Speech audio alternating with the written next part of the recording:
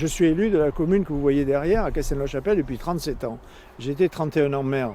Et je sais parfaitement que la population locale est très favorable à la déviation. En 95, on l'avait fait voter, à bulletin secret, à 83%, elle avait dit oui. Donc la population locale aussi, mais les élus du département aussi. 418 maires, plus de 80% des élus de la Dordogne soutiennent la fin du chantier. Les 3 présidents des chambres consulaires. 3 parlementaires, donc un député LAREM, Michel Delpont, député de Bergerac, le député de Nontron, Jean-Pierre Coubertin-Font, un sénateur, Claude Berry-Debat. Bon, bref, il y a un consensus en Dordogne pour que ce chantier se termine aujourd'hui. Alors si sur le plan local vous est favorable, sur le plan judiciaire c'est plus compliqué, la décision du 29 juin risque de ne pas vous être favorable, on en est quasiment sûr. Comment vous l'appréhendez cette décision? Ça pourrait être la fin de moi je ne vais pas préjuger, mais si le Conseil d'État arrêtait la procédure judiciaire, ça veut dire qu'on est dans un pays de fous, absolument de fous. Et ça voudrait dire aussi qu'on n'est plus dans un état de droit, mais qu'on est passé dans la République des copains et des coquins. Parce que qu'est-ce qui s'est passé ici? Depuis 20 ans, l'État nous soutient.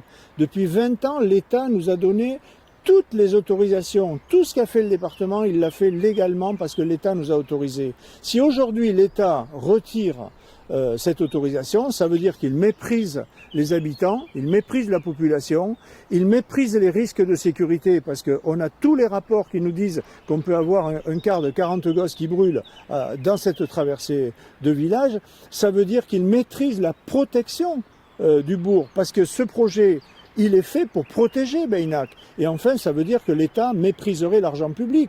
Aujourd'hui, on cherche de l'argent pour soigner, pour aider les soignants qui ont tant mérité, et on va jeter 40 millions à la poubelle. Bon, ça n'a aucun sens. Donc, je n'arrive pas à croire que cette affaire-là puisse s'arrêter comme ça.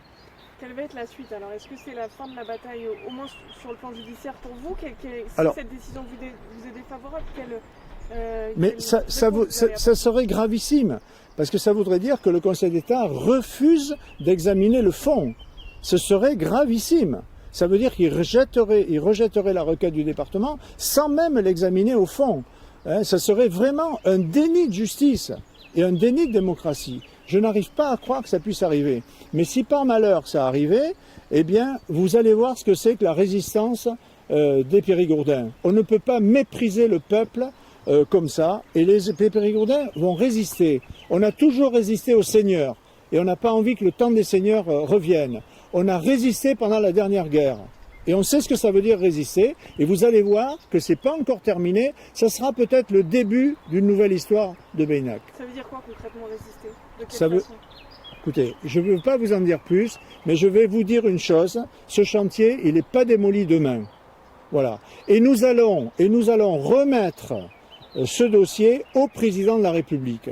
Ce sont ses services qui ont donné les autorisations. C'est le Premier ministre qui a écrit pour nous dire qu'on pouvait faire les travaux. C'est lui-même, Emmanuel Macron, qui est venu en Dordogne en juillet 2018 et qui nous a dit qu'il y avait un problème de déviation d'un village, l'affaire elle est réglée. Donc aujourd'hui, l'État nous a donné les autorisations, s'il nous les reprend, c'est lui qui en assurera la responsabilité, ce ne sera pas le département. Parce que la collectivité, elle fait comme toutes les collectivités. Elle essaie d'améliorer la vie des gens. C'est ce qu'on essaie de faire ici, d'améliorer la vie quotidienne de nos concitoyens. Si l'État aujourd'hui nous en empêche, eh bien il apportera la responsabilité.